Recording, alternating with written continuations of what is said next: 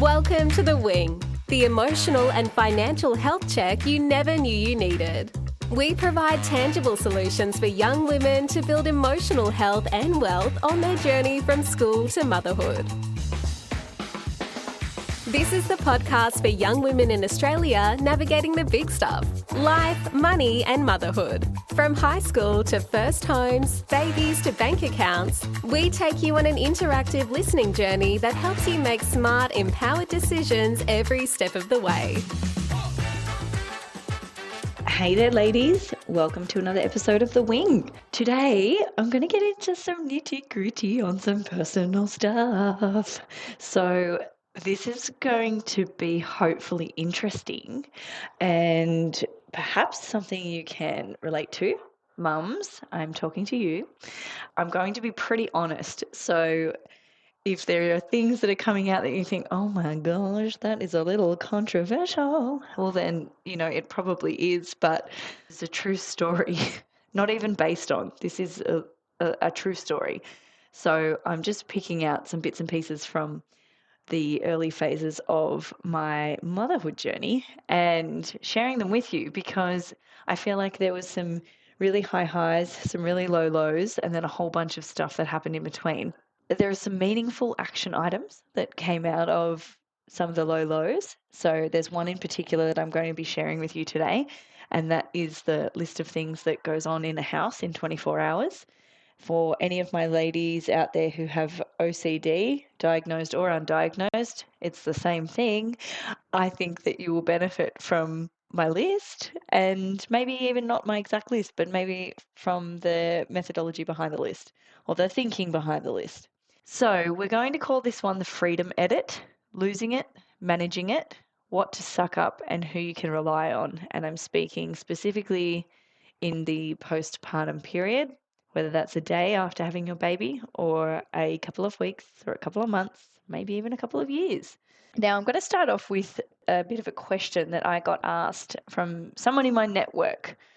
Now, it was a friend of mine and she wanted to pick my brain on what it's like bottle feeding my baby and being away from them, and if I felt more independent and how soon I would have a night or two away from the baby. And I think I got asked this after I had our son, so our second baby.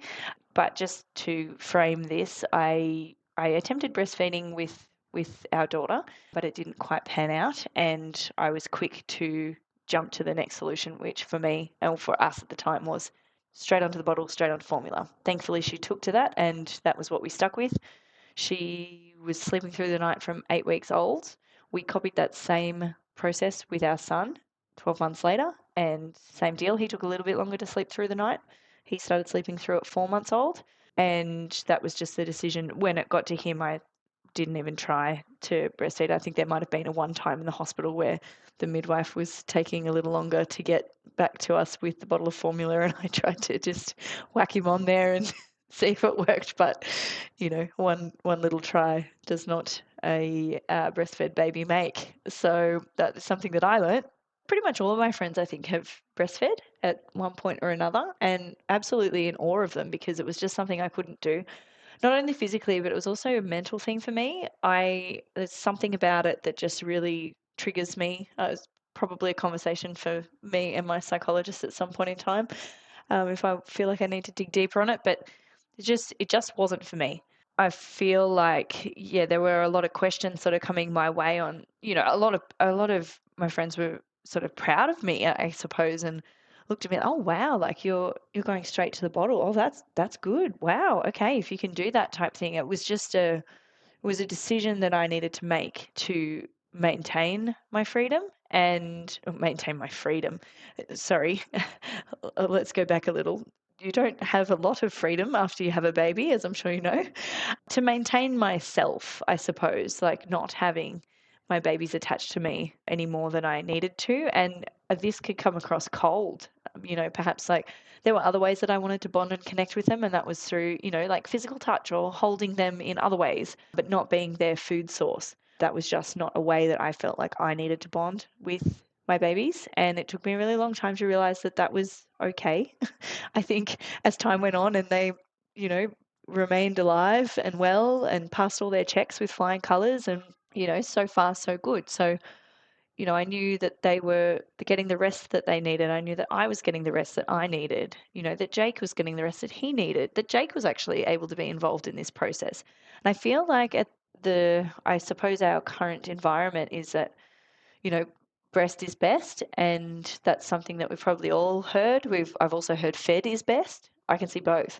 And I think that it should come down to personal preference and personal resources. Because for me, I did not have the resources. I didn't have the physical resources. I didn't have the mental resources. And I didn't want to be feeling in a fluster and passing that anxious energy onto my babies. I'm a firm believer that babies can feel everything emotionally and physically, of course, and that flows through from the parents. And I feel like I wasn't my best self after having either of them anyway, because of the gigantic hormone drop that a female's body goes through after having babies. No matter how a baby is born, with our daughter, it was a vaginal delivery via induction. I had gestational diabetes, and I monitored it with food throughout that pregnancy, but I needed to be induced before my due date. So that was the method of delivery. It was a 16-hour labour, half of that without pain meds, half of it with. Once that sweet, sweet epidural kicked in, I really enjoyed the process. Jake and I both enjoyed the process. And she was born happy, healthy, and safely. With our son, 12 months later, I had a cesarean. He was breech, and again, I had gestational diabetes again for a second time. This time, I was managing on insulin for the last 10 weeks of the pregnancy, so things were getting a little bit more close to crunch time towards that end period. He was born about 2.5 weeks early via C-section, and again, that was a totally different experience.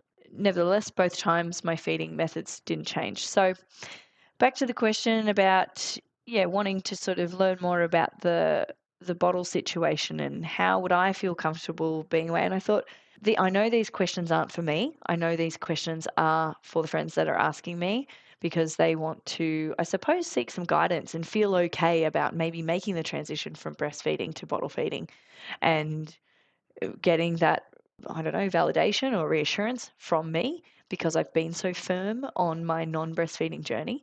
And, them coming to me with these questions, I was extremely happy to share. So I'm going to share some of the things that I said to my friends that might help you if you are, maybe you're in the middle of it. Maybe you are literally in the middle of it. Maybe you're trying to pump and, it's not panning out, or maybe you're breastfeeding, but you're not enjoying the fact that you pretty much smell pretty bad most of the time and you just feel like you constantly need to have a shower, but or the baby is constantly attached to you, like the things that can come with breastfeeding that can make it really challenging. There's lots of different ways you can look at it. I've got many friends that are breastfeeding and they just look like ducks floating along water. Like they just pop that little baby on and feed away and they're comfortable and they're having a conversation and it just looks so pleasant and enjoyable, and I think that's lovely and that's their prerogative. There's a lot of messaging, I suppose, in the marketplace as well, and this is to reassure my bottle feeding mums, I think, and my non-breastfeeding mums, like, as long as they're fed, they're probably going to be okay. And I'm not going to get into the details of what's in both because that's a big conversation, but I'm talking more from a headspace point of view. A happy mum, happy life. There's something in that.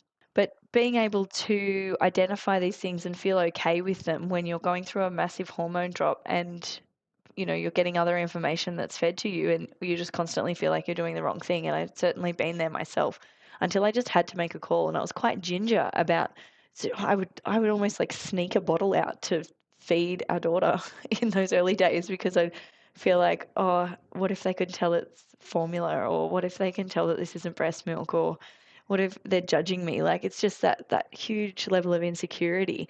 But to know that it's okay, and if that's to reassure, and to know that if that's how you need to be feeding your baby, then that's how you need to do it for you. Now, some of the things that I started to reframe my thinking on around it to also reassure myself and validate myself and know that it was okay to be, not breastfeeding. As long as the babies were safe and well, then that was my job. So if I could sum it up in one word, I would say that it was liberating once I finally got to that point. I feel like what the freedom represents to me was things like exercise, catching up with friends, spending time with Jake and family, self care, massage, face mask, bath at the drop of a hat, keeping the house clean and tidy how I like it, because that is extremely important to me, cooking, time with Knox, our dog, and the family. And Jake has time to spend time and bond with the kids because, my mum was able to sit down and give a bottle, here and there. My mother in law was able to do the same thing, even my dad at times. Like it was a nice way to sort of share the load and know that, you know, everyone's able to bond with the baby and they don't need to be physically attached to me for that bonding to happen. I don't believe. And in my situation. Now, most of these things are about my own sanity and mental and physical health, as I have explained. So, from what I can see from my experience, babies survive. They don't just need me after the womb. And I don't really want them to be solely dependent on me physically because I don't enjoy the feeling of that. I don't enjoy the feeling of being the only one that can do the thing.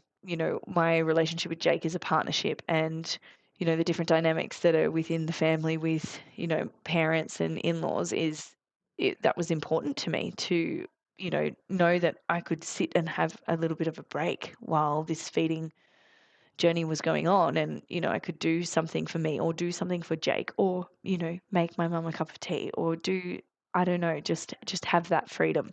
Now, don't get me wrong, I was still limited on what I can and can't do and when, and still am to a degree.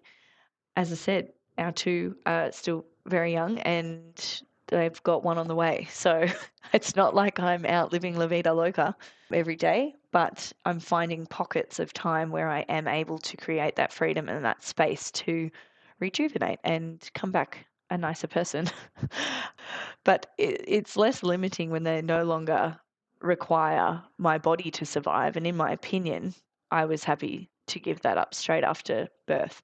So these are things that are extremely honest and raw and not usually things that people like to hear or that you often hear at the hospital. It's not really spoken about. It's not spoken about in birthing classes. Well, the one I went to, it wasn't.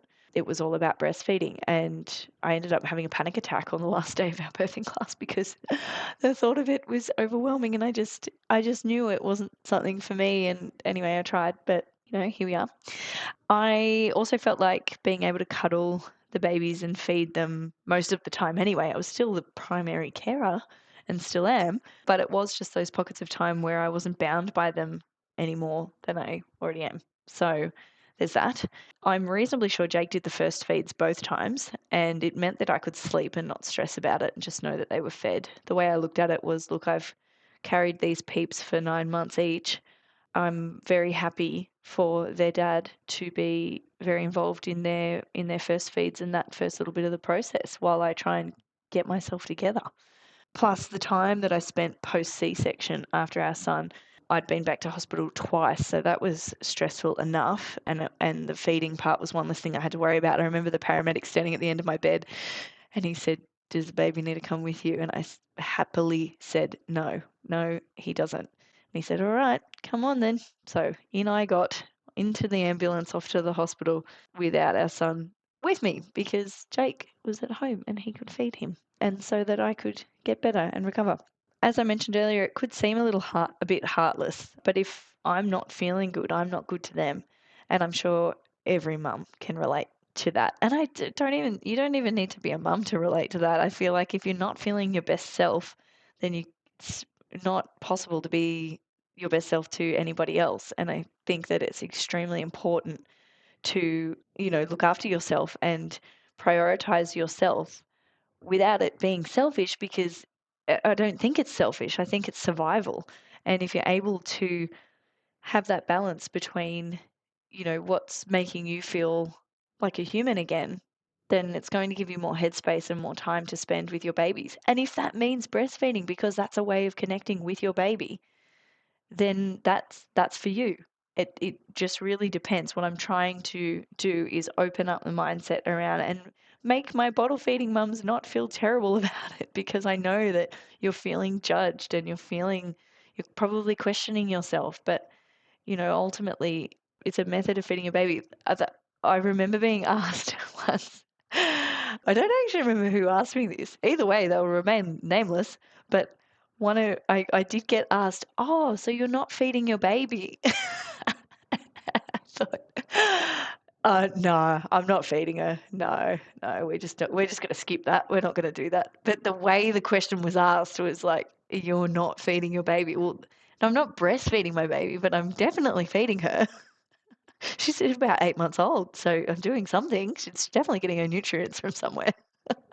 But I just thought it's those little comments. And when you're in that postpartum period and you are so vulnerable and so touchy, and oh my gosh, if someone told me the sky was pink that day, I think I'd have a complete meltdown because it wasn't blue as I remembered it. Like, I just, so the topics, the things that you're already at your very most vulnerable, and then you get little, comments and questions, a lot of the time with great intent. That's the thing.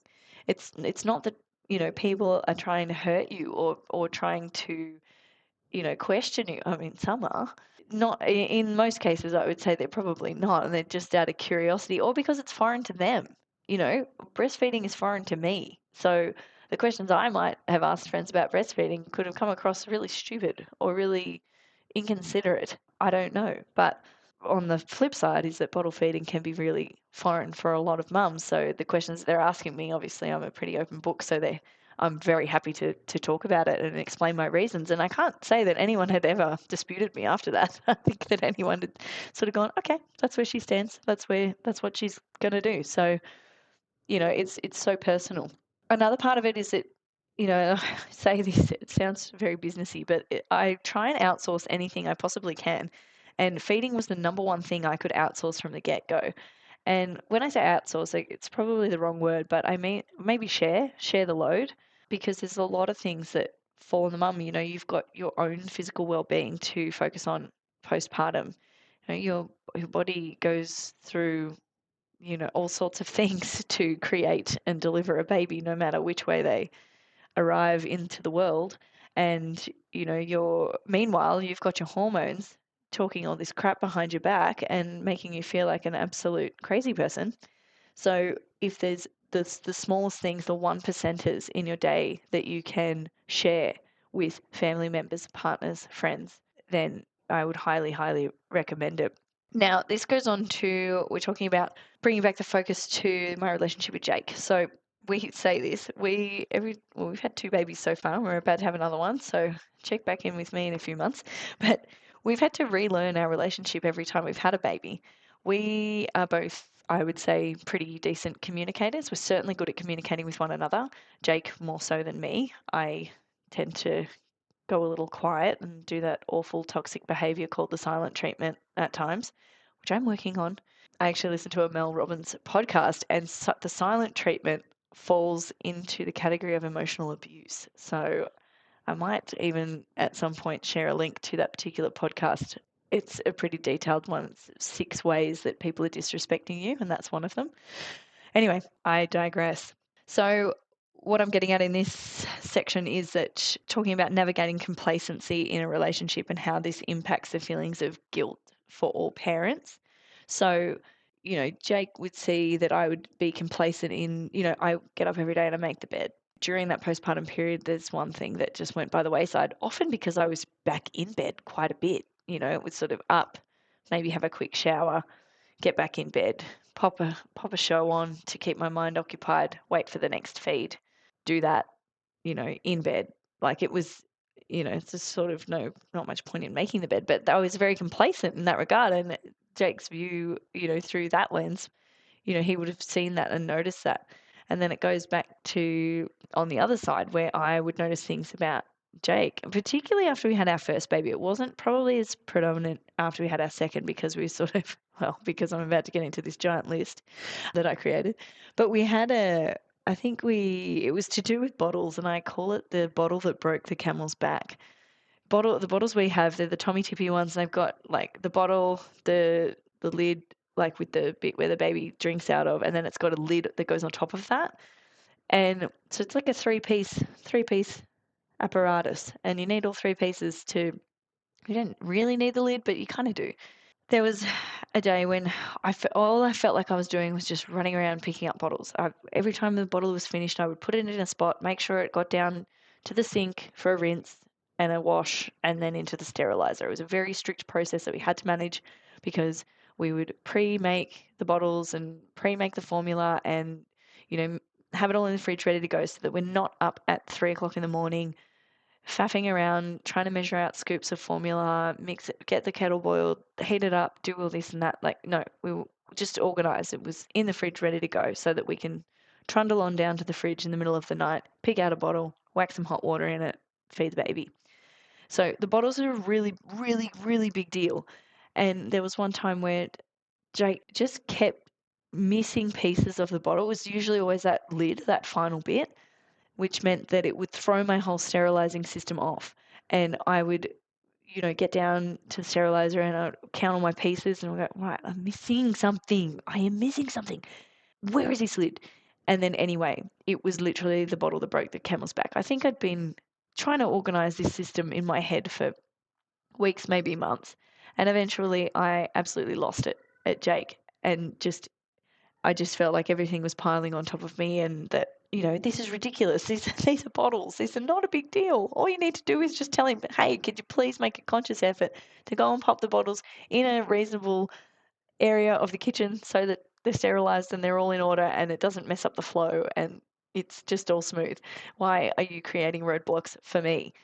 We had that giant conversation and it included some of the silent treatment. It included me getting extremely frustrated. I think I cried and, then I started bringing up all these other things. Like when Jake unmade the bed, he put all the pillows in front of the door that was the door to the nursery, which is the room next to ours. So in the middle of the night, I've gone down to get my half done bottles and then I've come back upstairs and I'm tripping over pillows to get into the baby's room to feed the baby. And I just felt like he was just putting obstacles in my way. Like, why I spend my life trying to make sure that there are no obstacles. No obstacles for you, no obstacles for the babies. I'm staying ahead of things so we don't get behind, we're not overwhelmed and then here he is building a tower of pillows so that I can't get in to feed the baby in the middle of the night. Like, why does that job need to be made harder? So obviously these are all things I said to Jake and he was probably blown away, but took it like an absolute champ. Anyway, we didn't say much to each other, I guess, for the next sort of, next overnight and what have you. But the next day I thought, right, I need to do something about this because my OCD is getting in the way of my life. It's starting to impact Jake. He's not understanding where I'm coming from. He's thinking that my expectations are unreasonable. I later found out, actually quite recent psychology session with my psychologist who I see semi-frequent, about every 1 or 2 months, just to debunk thinking and where am I going wrong and what can I be doing better. But I did a test on childhood trauma, which I'm sure everyone has heard about this. But one of the things that came up for me, it said it was clinically meaningful, was that I have unrelenting standards. So if only I knew about, and there's a whole thesis and all of these work on unrelenting standards. Feel free to Google it. But I've literally got a printout from my psychologist, and she's gone through and highlighted all the bits and pieces that, this is why trauma is probably a bit of an overdone word because it's more about, in the conversation that I was having with her, was it about why are my expectations where they are and should I need to move my expectations for other people's subpar, actions? Like, no, well, yes, but it goes back to my childhood, and it's more of an awareness piece rather than like a negative thing. It's more like, right, and I could not wait to get home and tell Jake about my unrelenting standards. He was like, if only we knew this years ago. So anyway, sorry, I digress. But anyway, I thought, right, I need to do something about this because I can't keep blowing up about bottle lids, and pillows are pretty light things that can be simply moved, or I could just ask him to stop doing it. Let's work this out. So I created a list of house rules, or It's probably better off being called What Goes On in a House in 24 Hours with New Babies. And yes, I have a list. The latest list, oh my gosh, it's actually so long. So I saved this in my notes. Okay. So daily upkeep of the house and of the family. Now, I'm not going to bore you with every single detail, but I'm going to give you a bit of a snapshot so that you can understand what I was actually trying to debunk and compartmentalize and share with Jake. Because another part of it was that Jake would be like, "Oh, what do you need me to do?" And I've got decision fatigue because I'm trying to think about when the next nap is. Has the nap been long enough? Am I following Save Our Sleep, which is a book which I'm going to get into in a different episode? Have I followed the program properly? Is the grows through it, like, is our pantry full of healthy food? Have we got all this? Have we organized, like, we've got this visitor, this visitor, this visitor coming? Like, I've got decision fatigue from all that. And then at the end of the day, he would ask me, what can I do? And I'm like, I ended up just saying, Jake, this is your house too. We need to work together on this. So anyway, this is why this list exists. So we've got things on here like make the bed every day, walk knocks every second day or so, put toothbrushes away or on charge. This is actually quite funny to read back.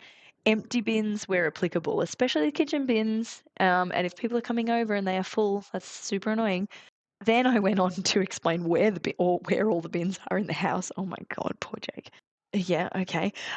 Make sure the snotty boss is clean. Snotty boss is, if mums, most of you might know what this is, to keep the baby's nose clean so they don't get a blocked nose. It's very important if your baby has a runny nose to keep it clear.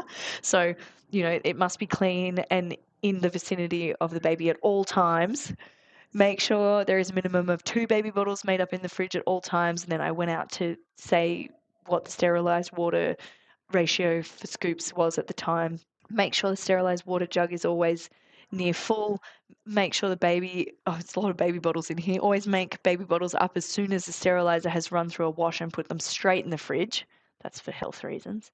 Water indoor plants if walking by and happen to be carrying a bottle of water to the fridge. That was a passive aggressive one. Make sure any dirty clothes are either hanging behind the door or in the dirty clothes basket.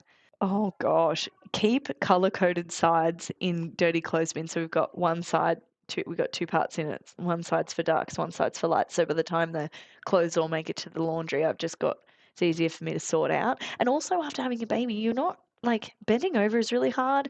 And particularly after you've had a Caesar, you can't really lift much stuff. So anyway, that's why that's on there. Things, if the dirty clothes basket's full, empty it. Open all the blinds in the morning, close some blinds at night. Make sure heating and cooling measures are in place morning and night. Make sure our daughter has a clean nose, ears, and eyes. Feed our dog, give him greenies. Tidy the couch cushions in all rooms as much as possible. Arrange throws to be neat and tidy. Wipe down all surfaces. Pack and unpack dishwasher. Bath bottle bedtime for our daughter from 5 p.m. onwards at the time. Oh my gosh, make sure the monitor is charged. Monitor on the kitchen bench is charging all day. If you see completed ironing somewhere, put it away. If you see completed washing, hang it out. Oh, the signal for this needs to go up or down the stairs means that the items are left at the bottom or the top of the stairs. So if they're at the top of the stairs, they need to come down. If they're at the bottom, they need to go up. So all of these little things that just were buzzing around in my mind, that are a whole bunch of things that aren't really going to make or break a relationship or make or break a household, but they're important to me. And when I felt like I was being ignored, leaving my signals all around the house, and then Jake at the end of the day asking me, is there anything I can do? I'm hit with overwhelm because I'm like, is there anything you can do? Well, yeah, yes, but I can't communicate with you because I'm mad about the question and I don't know how to communicate, like get that out in a logical way. So hence why this list exists. Then I went on to create a later list. So no outside shoes inside where possible. Vacuum after guests. Change and wash all the hand towels in the kitchen and the bathrooms and the laundry. Yes, I do this after I have guests because I like to know that our next set of guests, everybody gets a fresh towel. I also went to be as ridiculous later after this list, a little bit further, down the track where I don't know about you, but, and I'm talking to the OCD people out there listening, but when you hang a towel, like a bath towel, for example, like the logo, like if it's Sheridan or whatever it is, to be facing out. So it looks like a shop, like a display.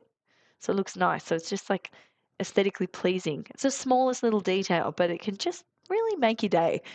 But then in the cupboards, I roll the towels and I like to have the logos pointing at the back so I actually can't see them because it looks really messy and untidy at the front. So, that doesn't make any sense. Anyway, I was doing these things. I eventually told Jake about the hanging towels. I didn't tell him about the cupboard ones because I thought that's ridiculous.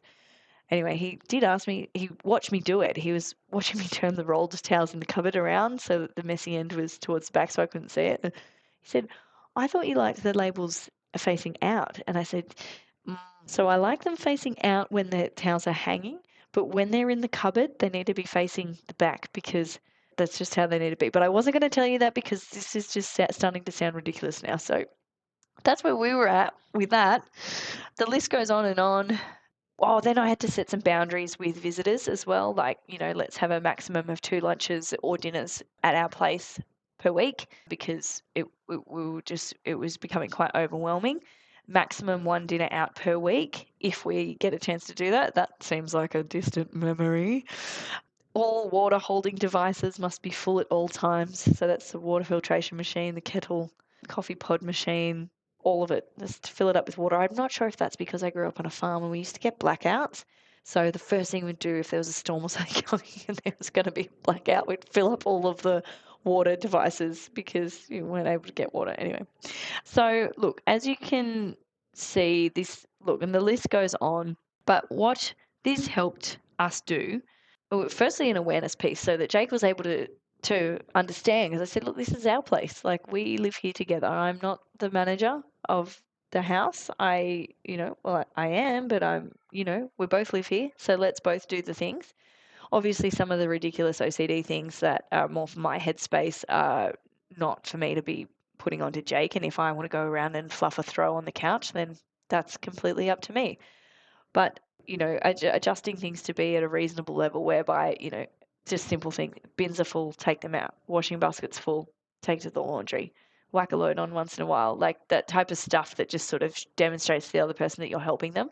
And I would do the same thing for Jake as well. Like obviously I make sure his clothes are all washed and his shirts are ironed and there's food and there's cooked meals and, snacks and all sorts of stuff. So like just general little things you do for one another that can be really, really small things, but can turn into big things that I can see how relationships get destroyed over years because, not talking about these small things really turns into big things. And, being able to have that conversation when you're creating freedom for one another again, like this episode is the freedom edit.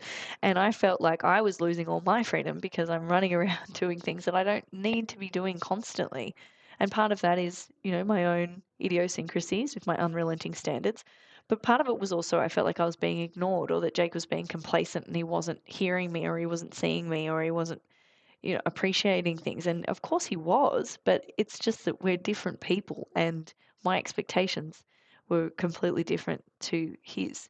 So, we had these conversations early. And look, we're going to need to have these conversations again because we're introducing a third baby in a few months and that's going to change things for us once again. So, we're very aware that as long as we keep communicating, and even if it's small and it sounds really silly, it's better that you say it.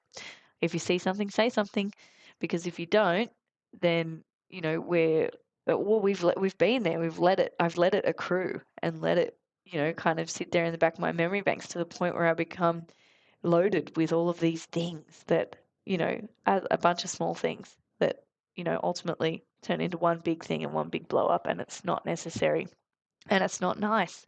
Then, off the back of all of this, we came up with some relationship ideas. And again, I want to share, I'm so passionate to share these with you. One of them is a very simple one, and that is that we each have our own doona.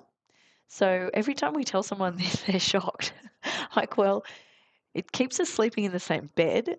Jake's over 6 foot, he's 6'2" and a bit, and I'm 5 foot. So obviously he's a male, I'm a female, and we operate on very different heating and cooling methods. So we have separate doonas in our bed. And so he's got his nice cooling one, and I've got my nice warm one. And it just allows us to enjoy our time together asleep a lot more than getting frustrated and pulling the doona back this way or that way. Anyway, that was a little hack that we came up with a little while ago to avoid us needing to sleep in separate rooms. so early in our relationship. Now, the big one that we came up with, both Jake and Katey get one full 24 hours off from the kids and our dog once a month. Now, we've come in and out of this over the last 2.5 years, but we're in a really good rhythm at the moment whereby, Jake commits to a Friday once a month and that's my 24 hours off. Admittedly, we both don't really take the full 24 hours at the moment because we miss the kids or we miss each other or we know the other person's home, so we want to be home with them. So it's actually turned into a really positive, nice thing rather than us trying to escape and seek that freedom that we feel like we are missing. We're able to, actually enjoy, get out, do the things we need to do in that 24 hours. Like I book physio appointments or I get my nails done or I go and have lunch with a friend that I haven't seen for a while, or factor in some exercise. The point of it is that we are able to create that freedom for one another. What Jake likes to, he likes to go and book golf or go and spend time with his mates watching the footy at the club or you know, whatever the things that need to occur in that 24 hours, they're totally the business of us independently, and it's just that the other person is facilitating that person their day off. So we refer to it as a day off, and it's not a day off, when I'm, now I'm back working. I'm only working 15 hours a week, but for me that's my break. That's my break for me to have an opportunity to just go and be on my computer and speak with adults in an adult forum and help people ultimately. This 24 hours off break is literally off from everything. So you're not working, you're not doing kids stuff, you're not doing dog stuff. Not that our dog's a toy poodle. He doesn't take up a lot of time or space, but just those little responsibilities that stack up in a day, and then all of a sudden for one whole day you don't have to do any of them. So it's basic. We try and do it from bath time to bath time, so that you cut out one tricky part of the day and you get to miss that sort of twice. The bath itself is actually quite fun at the moment. It's more the afternoon, that afternoon slump that everybody seems to get. It's biological. I read that. We might cover that in a different episode. It's actually just our bodies that are. Anyway, I'm not going to get into it now. I'm not going to. I'll butcher it. Okay, then we've also, another relationship idea that we came up with was that Jake and Katey have a night out together once every 2 months. No friends or family, just dinner and drinks wherever we want. Now, our version of this lately has been, obviously I'm not drinking at the moment, but we like to just go to the club because you don't have to book. You can go anytime. If it all falls apart and we can't go for any reason, it doesn't matter. It's usually close to us, so we don't have to travel very far. So, we make sure that we're carving out that time for one another just to, something to look forward to. And we're only gone for, a couple of hours, but it's enough to, sit, chat, have something really yummy to eat, be out, just the two of us, and just have that conversation. So that's something that we're focusing on as well.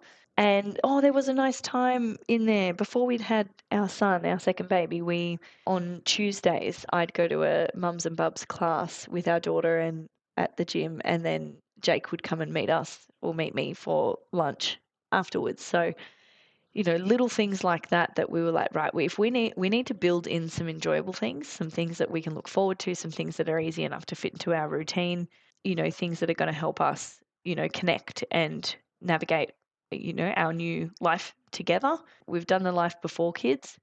We're now doing the life with kids, and then, we're setting ourselves up for a life when all of our kids move out and we don't get to hang out with them anymore and they don't want to hang out with us, which is obviously years and years away for us. So, just trying to remind each other that this isn't forever and, we need to do things now that can help us enjoy the time right now.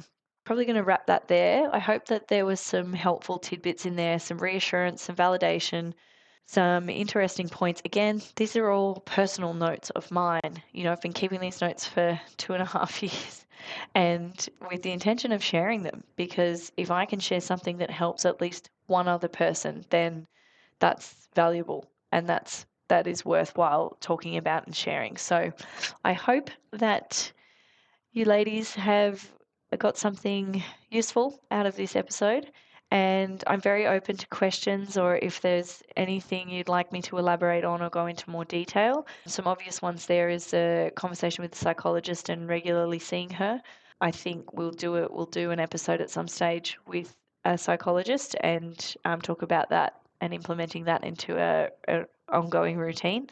And talking more about the benefit, like breastfeeding versus formula, the different approaches. And we're going to talk to medical professionals because I can only speak to my own experience, and whether it's right or wrong is up for debate. And it's not really something that, I can speak to on a scientific level. I'm speaking to it on a headspace, freedom, lifestyle type of angle and a self-explored position. So I really look forward to your feedback and connecting again soon on the wing. Enjoyed the episode? Hit follow and check out _wingpod Oz on Instagram for a dose of wisdom getting you on the right path to success.